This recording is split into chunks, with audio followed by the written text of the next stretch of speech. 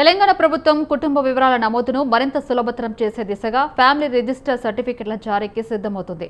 Ration కార్డుల data, Aadhaar నంబర్ల ఆధారంగా కుటుంబ సభ్యుల వివరాలను ఒకే చోట సమగ్రంగా నమోదు చేసి ధృవీకరణ పత్రాలు జారీ చేయనున్నారు. ఈ సర్టిఫికెట్లను మీ సేవా కేంద్రాల ద్వారా అందించనుండగా దరఖాస్తు చేసిన 2 రోజుల్లోనే జారీ చేసే విధంగా ప్రభుత్వం ప్లాన్ చేస్తుంది.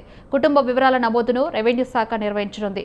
సంక్షేమ పథకాల అమల్లో పారదర్శకత పెంచడం, అర్హుల గుర్తింపును సులభతరం చేయడం కోసం ఈ విధానాన్ని తీసుకొస్తున్నట్లు అధికారులు తెలిపారు.